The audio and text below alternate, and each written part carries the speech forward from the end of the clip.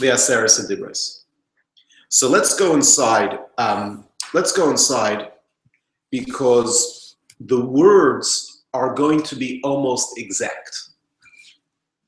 Although when we reach the fourth Dibra, when we reach the fourth commandment, which is, what's the fourth commandment? Shabbos. Zachar Siyam Shabbos Vayikacheu. So when we reach the fourth commandment, it's going to be different. The words are going to change. So let's go inside. We'll do this together. You have some text in front of you. So we're going into Parshas V'eschanan, Perek Hey, and we'll read Sukkim Yud Beis through Tezvav, so 12 to 15. And here you have Shomer es Yom HaShabbos L'katshei. So you should protect, you should guard the Shabbos to sanctify it.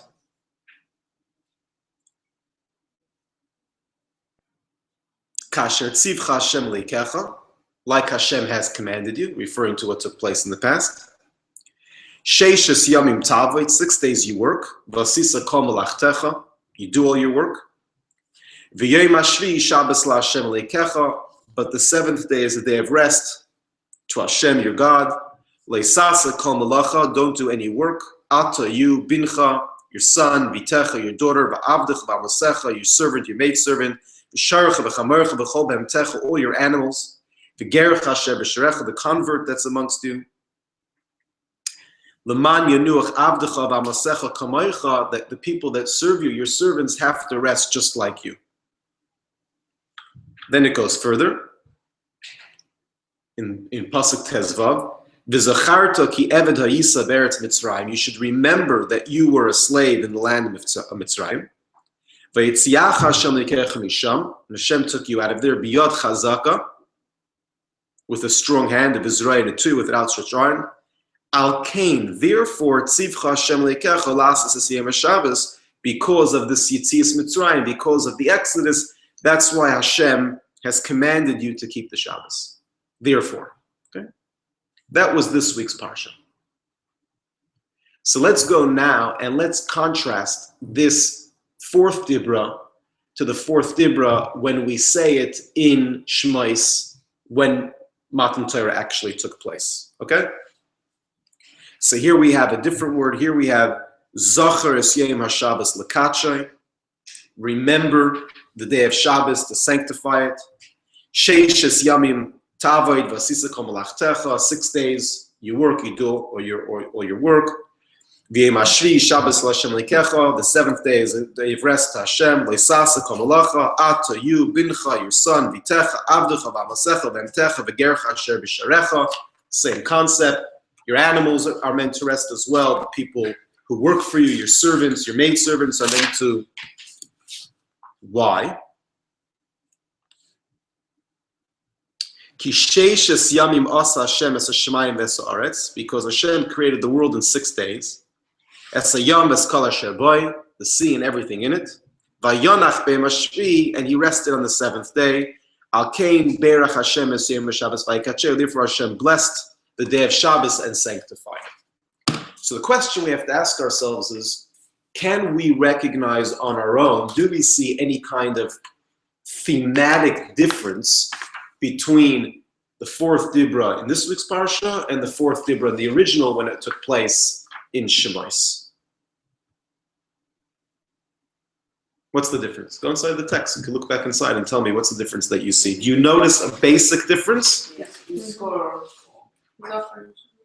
Okay, so the first thing that comes to mind right away are the words Zachor and Shamor, which means two different things completely. Zachor is to remember the Shabbos, and Shamor means to guard the Shabbos. That's a basic difference. Is there any now difference in the theme?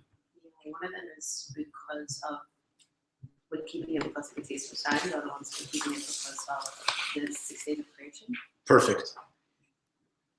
There's one theme that stands out between the two. When the Torah was first given, the reason given why we should rest on the seventh day has to do with creation. 6 days Hashem created the world, on the seventh he rested, and that's why we rest, emulating Hashem's behavior. Whereas in the second time, in the second instance, which is this week's parsha, a different reason is provided. And that is not creation, Exodus. Yitzias Mitzrayim, leaving a Mitzrayim is given as the reason. You should remember that you were a slave in the land of Israel, in the land of Mitzrayim. Therefore, Hashem has commanded us to keep the Shabbos. So we see a clear out difference in theme as to what the reason is. We're actually being given a reason on why we're meant to keep Shabbos, and yet the reason in one place in the Torah is different than the reason in the other. There are many other reasons that we can focus on, for example, Shomer and Zachor, but we're going to focus more on that theme, the reason why the reason the Torah gives us as to Shmir Shabbos. So the question, obviously, which one is it? Is it Sheishas Yimei Bereshis? Is it creation? Or is it Yitzias Mitzrayim? Or is it Exodus? And why do we need two reasons anyway? If it's both, what's going on here? Is it one or is it the other? And if you're going to tell me it's both, why do we need two? What is really at the heart of the difference? So what I want to do is, before we get to looking at this according to Chassidus in a very, very interesting way, in a very practical way, we'll go through some of the Mefarshim on the Torah to see how they address this issue. So we'll work out Pshat. And once we work out Pshat, we'll then move on to Chassidus from a very, very interesting perspective. And then we'll come back here to the original question. So let's begin with the Rambam. The Rambam asks this very question, and he specifically talks about it in the Sefer Moir Nevuchim, in a Sefer which is the Guide to the Perplexed. Let's read it in English. Okay, instead of, it's going to take us a lot of time reading the Hebrew. Let's read it straight from the English. Michelle, you want to read straight from the English in text number 3. Two different reasons are given for this commandment because of two different objectives. In the first narrative of the Ten Commandments, the Torah says, "For in 6 days," etc. But in Deuteronomy, the Torah says, "You shall remember that you were a slave in the land of Mitzrayim. Therefore, the Lord your God commanded you," etc. This difference can easily be explained. In the former, the effort is to explain the cause of the honor and distinction of the day, as it is stated. Therefore, God has blessed the day of the Sabbath and sanctified it. This is the effect caused by, "For in 6 days." But the fact that God has given us the law of the Sabbath and commanded us to keep it is the result of our having been slaves. For then our work did not depend on our will, nor could we choose the time for it, and we could not rest.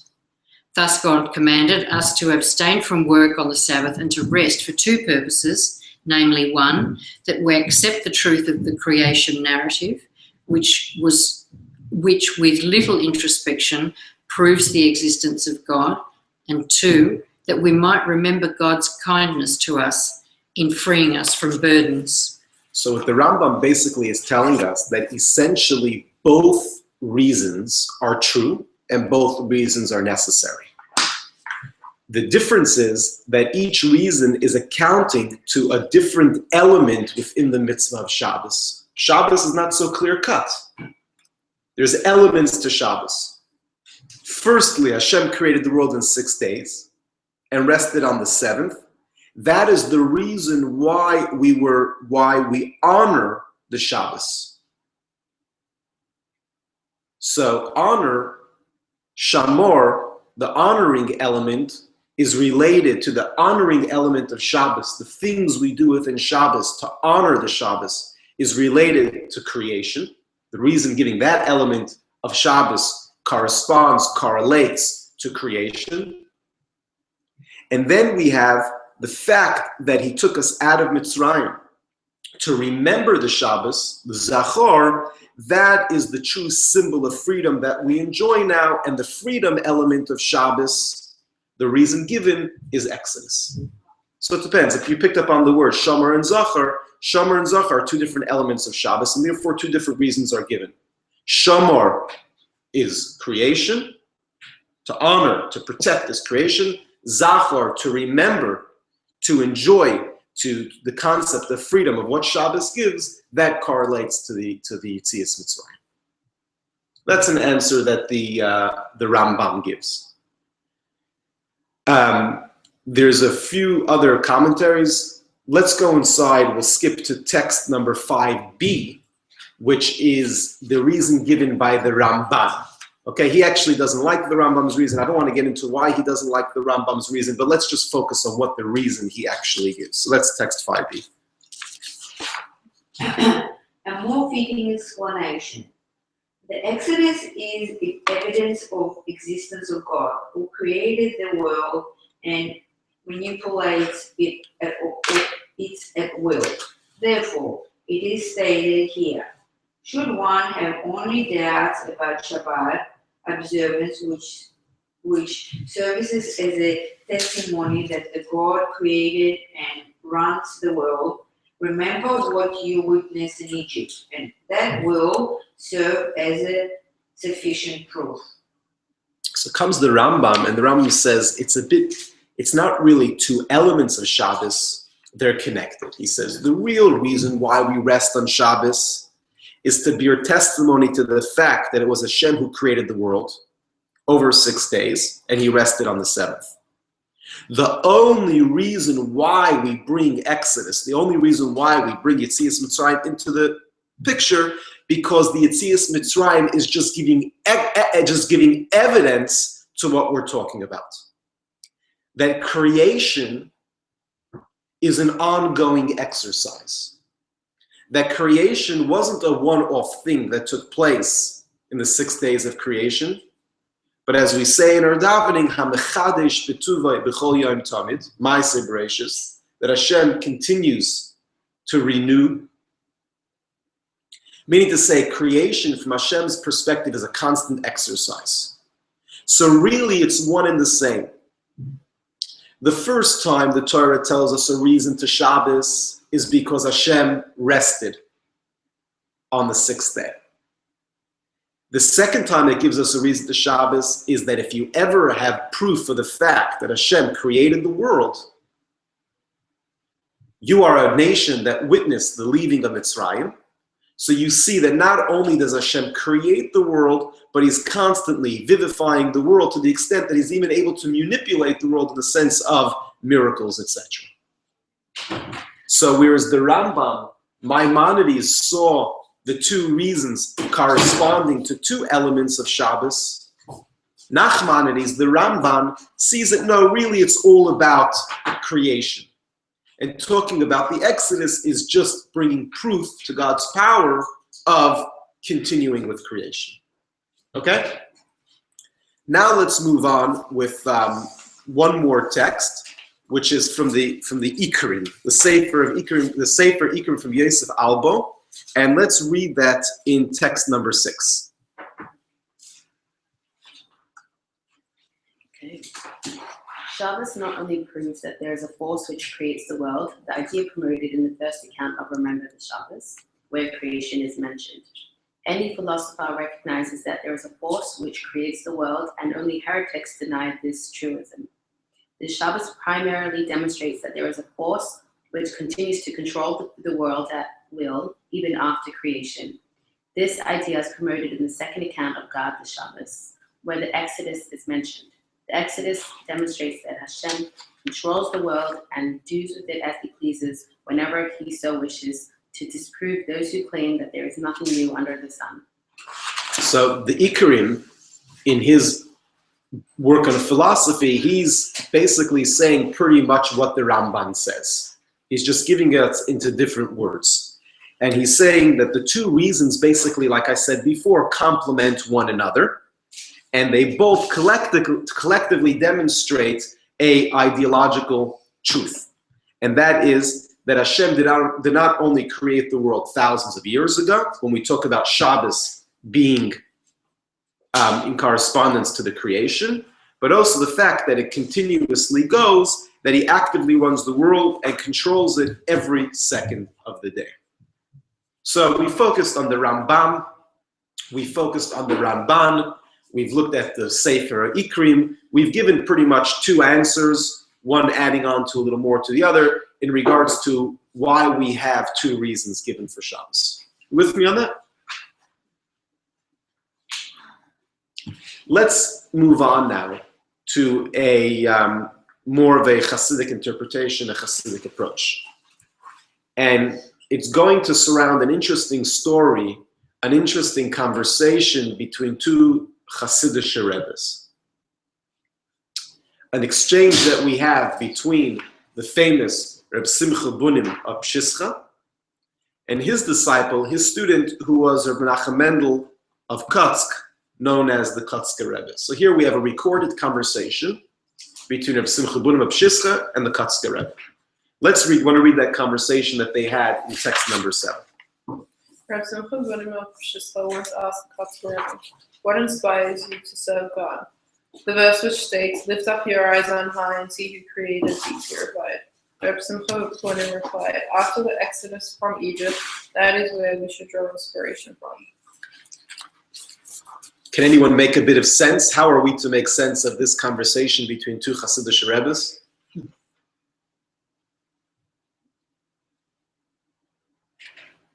They're giving two different ways that they appreciate God. Yeah, what is... One is based on creation and one's based on the Yitzias Mitzrayim. So the Rebbe comes to his student and he says, "Young man, what inspires you? What keeps you going?" So he says, what keeps me going is Su'u Marom Einechem. I lift up my eyes upon high. The world, creation, the beauty of the world, the inherent beauty of my surroundings, of the world around me, inspires me to serve Hashem.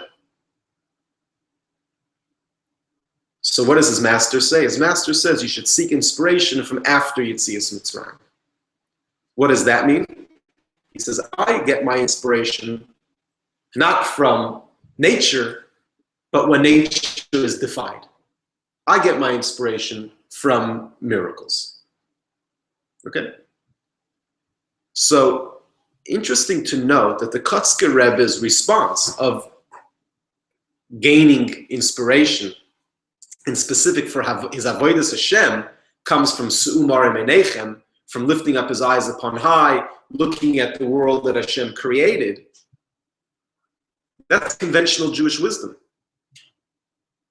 If you go into Jewish old works in different forms, you'll see that this is something that constantly is being given to us as a meditation and as an exercise to increase our fear of Hashem, our love of Hashem. And Tanya, the Alter Rebbe, speaks about it all the time, to think about, to be misbeinen in the greatness of Hashem. How of us as human beings can we think about the greatness of Hashem? We look at the world that He created. So let's go into text number 8, Michelle, and we'll read another text from the Rambam, where the Rambam is going to tell us a similar concept in regards to how we can look for inspiration in our service of Hashem, in specific by looking at the world around us. What is the path to attain love and fear of God? When a person contemplates his wondrous and great deeds and creations and appreciates his infinite wisdom that surpasses all comparison, he will immediately love, praise, and glorify him, yearning with tremendous desire to know God's great name. As David stated, "My soul thirsts for the Lord, for the living God." When he continues to reflect on these same matters, he will immediately recoil in awe and fear, appreciating how he is a tiny, lowly, and dark creature, standing with his flimsy, limited wisdom before he who is of perfect knowledge.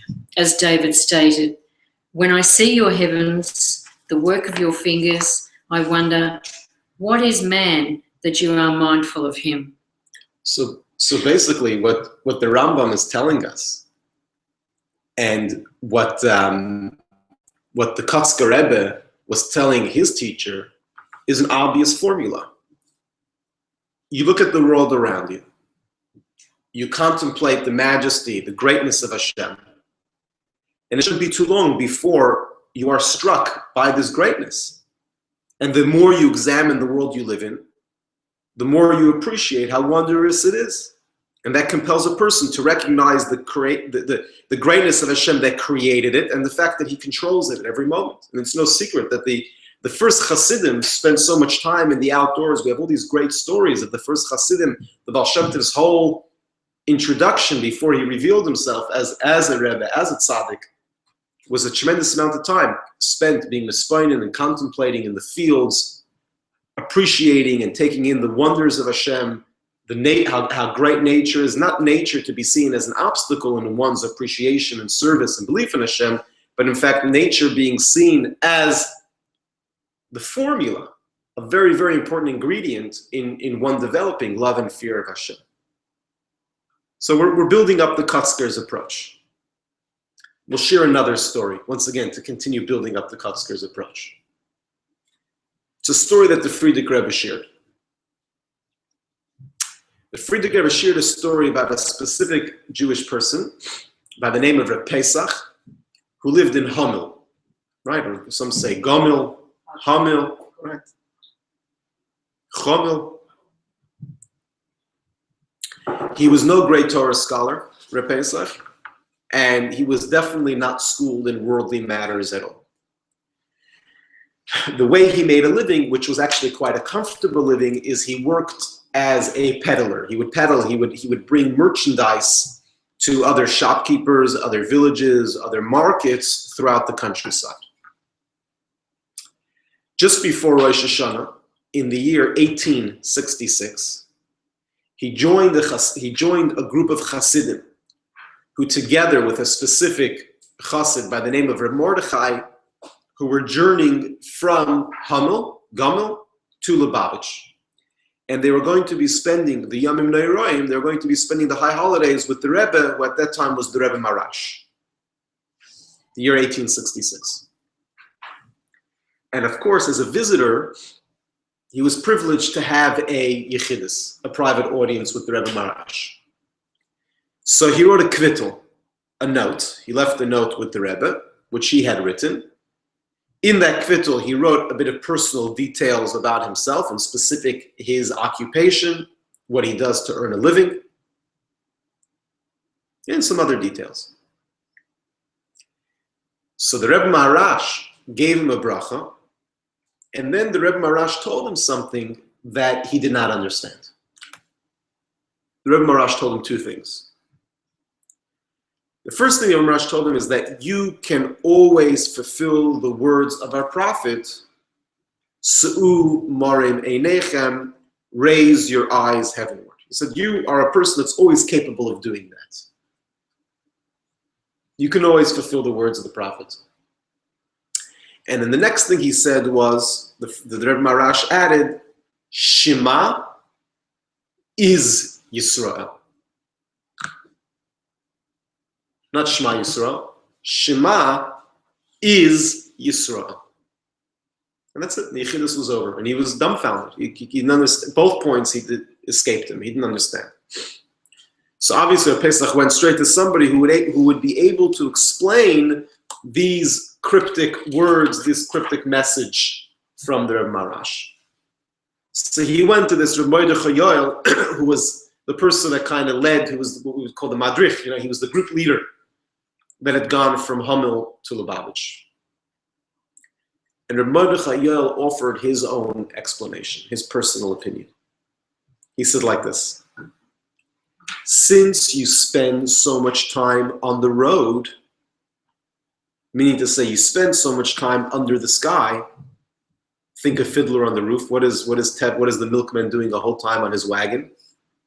Talking to Hashem, right? The whole play, the whole production is Tevye sitting on an open wagon. He's constantly having a conversation with Hashem, which is interesting.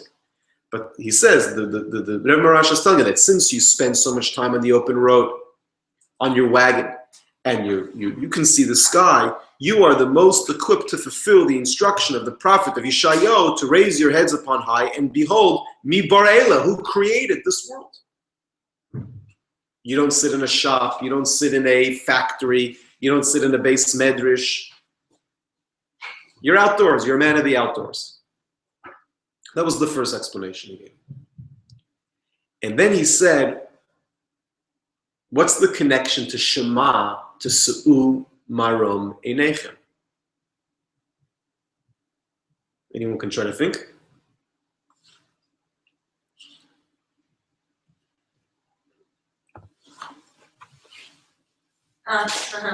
Mm-hmm. Yeah. Shema.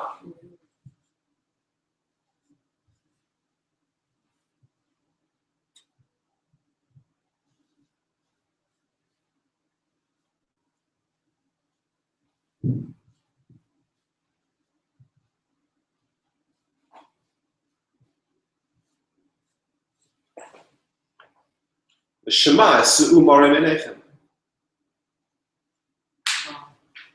First, it's the first three letters of the Shema, of the first three letters of the pasuk, which is Su'u Marom Einechem, is the words of Shema.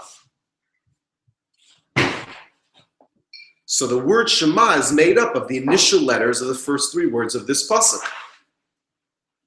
So you ready? We're going to continue what Mordechai Yoel tells Rav Pesach. He says that Rav Marash was telling you that when a person says Shema with every fiber of their being, they then become to the level, they then rise to the level of Yisrael. What's this level of Yisrael? What other name is there besides for Yisrael? What's the original name of Yisrael? Yaakov. It's Yaakov whose name is changed to Yisrael. Yaakov, by the way, is fear.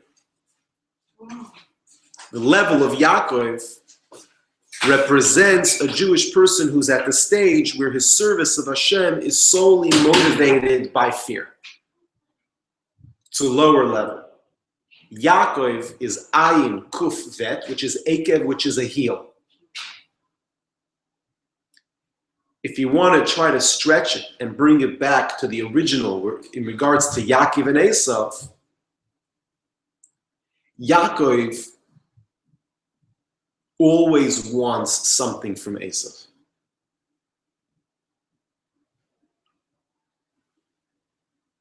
From the moment they're born, or you can start even before that. In pregnancy, they're fighting. That's when their mother, Lidroi Shelikim, goes to Shem and Eber to find out what's going on. That's when she finds out Shnei Goyim Bevintnech. How is Yaakov born? He's holding on to Esav's heel. That's how he gets the name. Yaakov wants Esav's firstborn. Yaakov wants Esav's blessings. According to many interpretations, after Yaakov is about to have the final showdown with Esav and he wrestles with the Malach, with an angel, some people interpret as Yaakov fighting with himself and questioning what is his relationship with Esav now. Is he going to go back to that same approach where he always had that fear of Esav and that jealousy of Esav? Or is he finally going to stand up as going to become his own individual? And that's the name Yisrael. Yisrael is Rosh, is a head, is a prince. So the name Yaakov, when we then translate Yaakov in regards to the Jewish people's service to Hashem, in the positive, it also represents serving Hashem with bittul. That's a whole nother level for itself. Here we're talking about the name Yaakov represents a Jewish person when he reaches the level of Yaakov represents a Jewish people that serves Hashem based out of fear.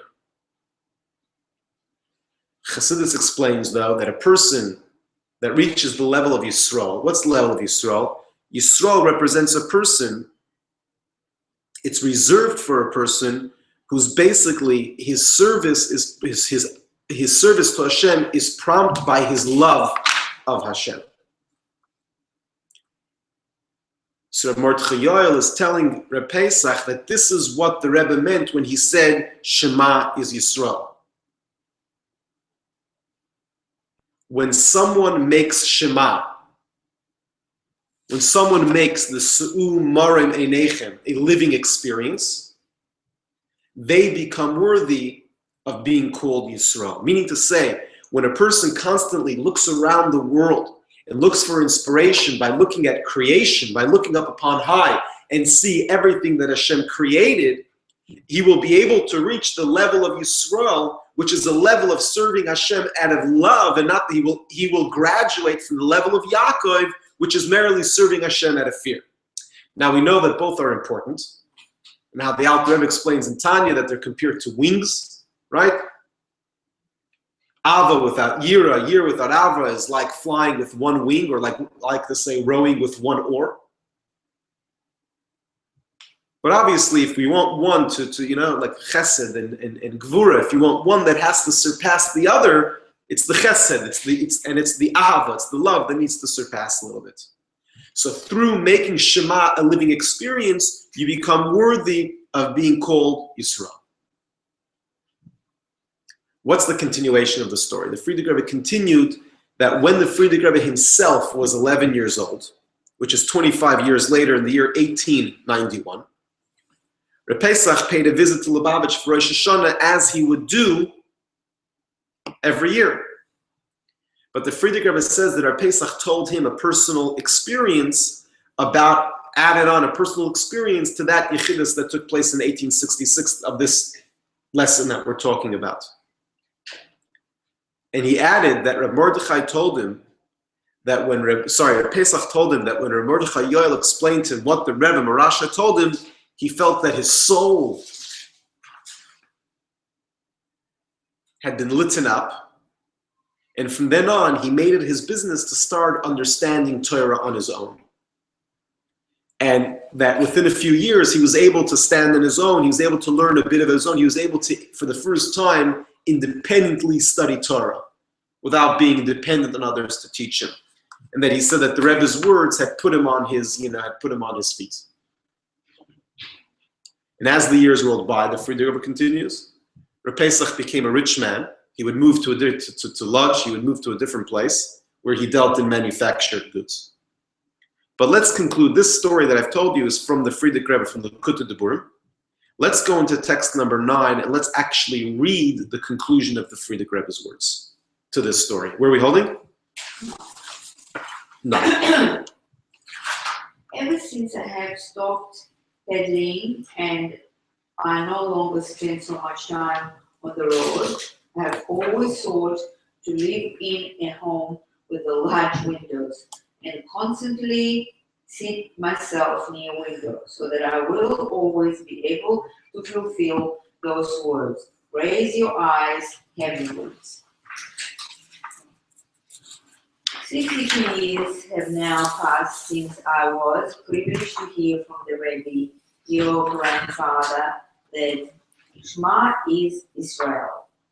Throughout all these years, where I say Shema Israel at whatever point in the prayer, whether it is in the full Shema reading or while the Torah scroll is being brought out of the Holy Ark, or during the responses of Kiddush, or in agitations to the potential Chanun prayer on the Monday and Thursday mornings, or as the conclusion of the Milah service on Yom Kippur, I always recall that Shema is Israel.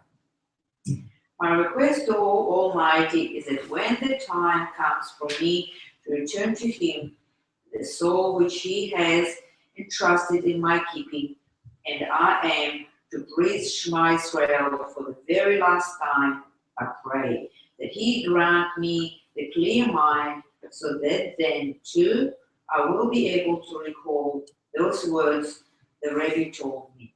Shema is Israel. I will undoubtedly admit, when I saw the simple salesman Rabbi Pesach, when I behold his old countenances, his wide beard, his simple purity, and unsophisticated, sincere commitment to the Rabbi's directive, I was jealous. I would love to receive a blessing from such a simple Jew, for certainly his blessing is very important on high. Such was one of the ordinary Hasidic of my grandfathers, the Rabbi Menachem. The Rebbe Marash. Maharash. My reign of Rav Shmuel. So what we're seeing from here actually is that the answer that the Kotzker Rebbe gave to Reb Simcha Banim is classic Jewish thinking. We brought the Rambam in his Hilchos Yesodei HaTorah, who tells us that when a person wants to intensify their love and their fear of Hashem, you look around to the world that God created, and that will help you in your service. We brought this whole story from Likutei Deburim, where, by the way, the Friedrich Rebbe was bringing this story simply to show, well, there's many reasons why, but he was bringing the story to show just how even the most simple of chassid of his, grandfathers were on levels of great levels in their Judaism. But what it's proving again is that such an important lesson that the Marash was talking to his chassid about, once again, look up on high and see who created these. So what then did Reb Simcha Bunim add by telling him, no. Well, not necessarily no, but by telling him you should look at the Exodus should be your source of inspiration. What is Reb Simcha Bunim adding to the conversation, to something that is new to what we've been studying up until now? And that's going to be a little bit of the focus of the answer now, the opinions and the approach between these two Hasidic Rebbes. Okay? Any questions before we go a little further? We're all good?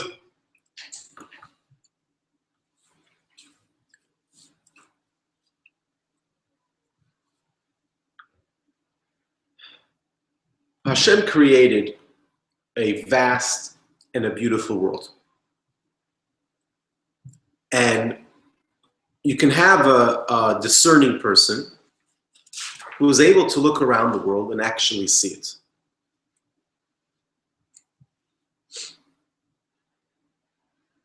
And therefore, in the ideal state, in the perfect state, we would get up in the morning and we'd see the sun shining and we'd realize that our legs are moving, we're breathing, and we inhale the coffee that's brewing.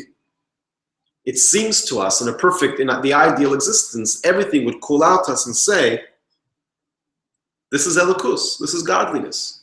And we in ourselves would say, this can only be the product of Hashem. There's no other way to look at this. But reality has things a little differently. And instead of waking up in the morning with this kind of sense, most of us will wake up in the morning very sluggish. And the first thing we do is we press a button called, repeat.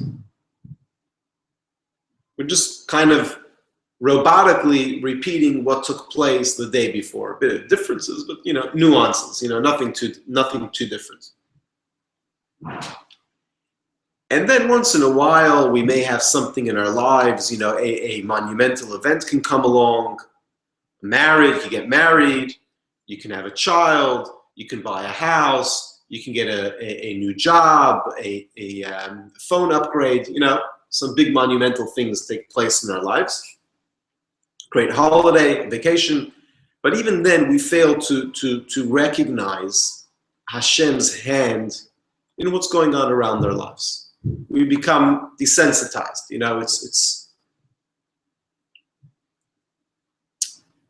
and Hashem recognizes that. He recognizes that it's hard for us to actively seek Him out in every single day. And that's really where the concept of a nes, that's where miracles come about. That's where miracles kick in. Whether they are miracles that we reflect of old, miracles that took place of old, or whether they are miracles that took place in our lives. It's very hard to find an individual who's been living in this world that can't say a specific miracle that happened to them. When I say a miracle, it means that naturally the outcome should have been one way. And unnaturally, the outcome turned out completely different for the positive. People have miracles that take place in their lives all the time. These are miracles that it's very hard to deny the hand of Hashem actively being part of it. So miracles are great. They take away a lot of the hard work that we have to do. But it's our job really to graduate beyond miracles and to actively seek to fill that ideal world, that perfect world, to actively seek Hashem's hand in creation. And the more we accustom ourselves to look for a Kadosh Baruch Hu in the everyday interactions and experiences, the more we're actually readily going to see it. Based on this understanding, we can now go back and understand this curious exchange between these two great Hasidic giants. The Kotzker Rebbe was shooting for the ideal mode. By the way, you should know about the Kotzker Rebbe that he was uncompromising. He was very sharp and had no patience for compromise.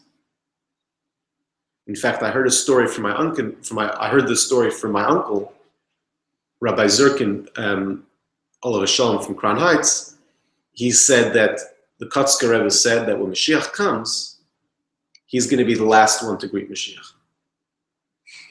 He's going to be the last one to give Mashiach a Shalom Aleichem. And Mashiach's going to say, "Oh, the Rebbe of Kotsk, what took you so long to see me?" He says, "I'm going to reply, as long as it took you to come see us."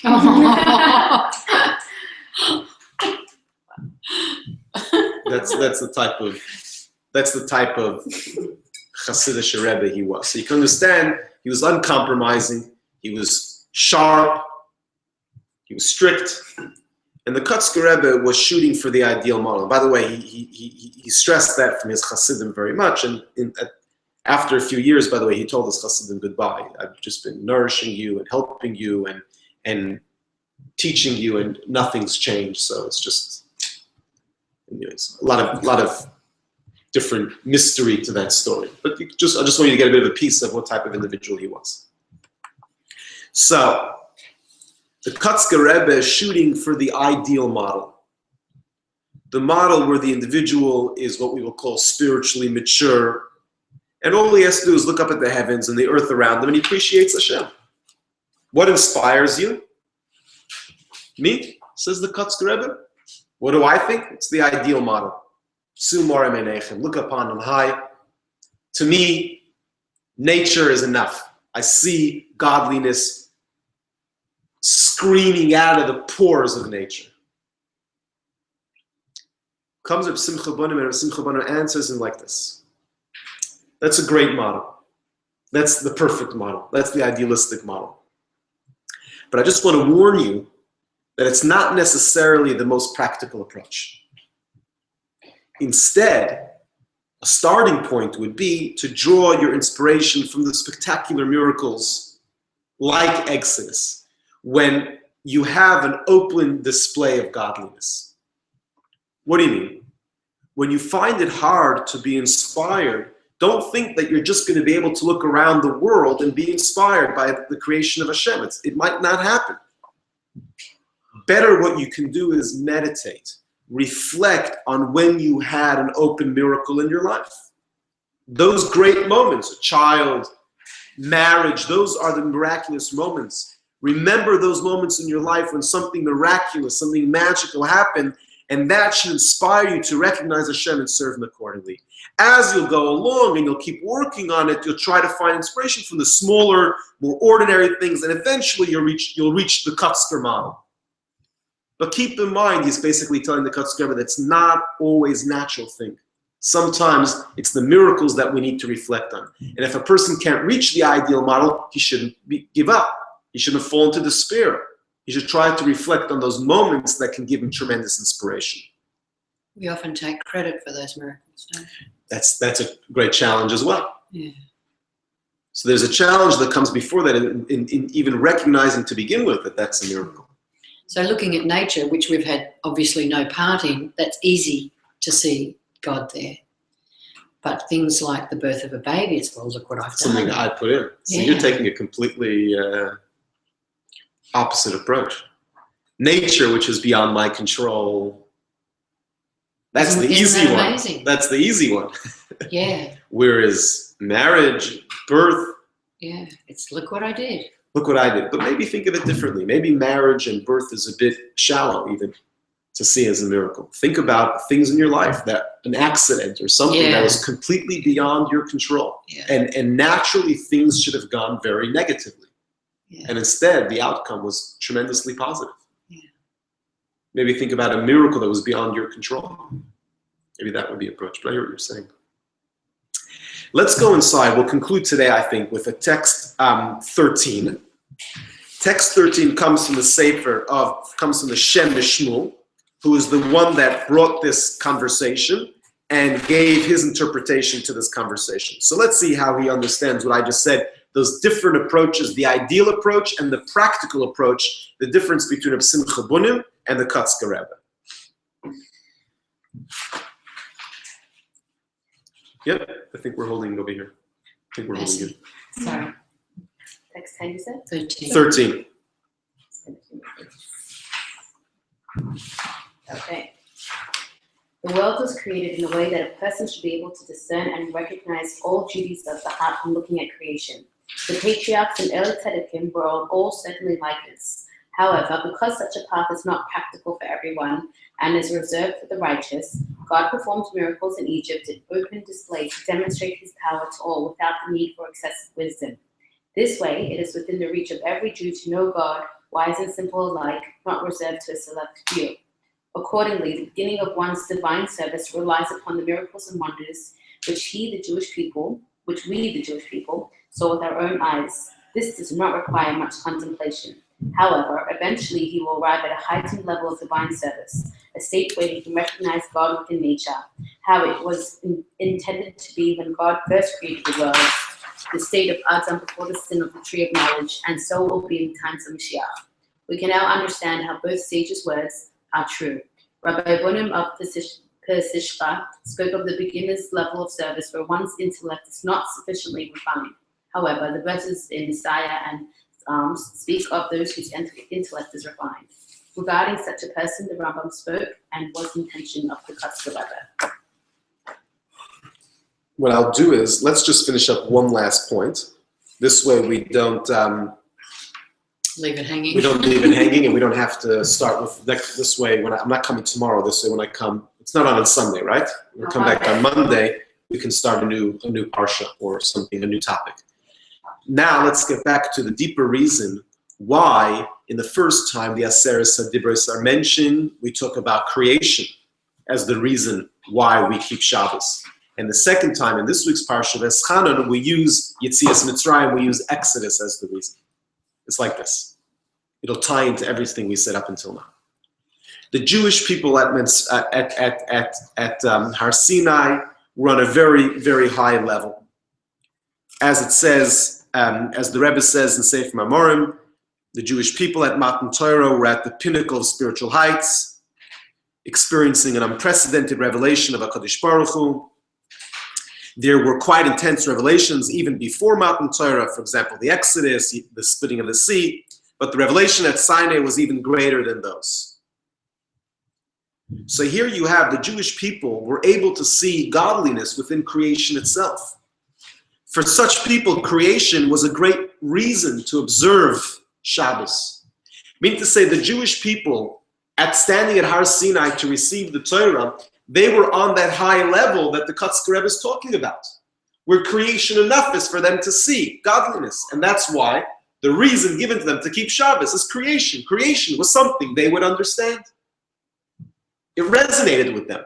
It makes sense.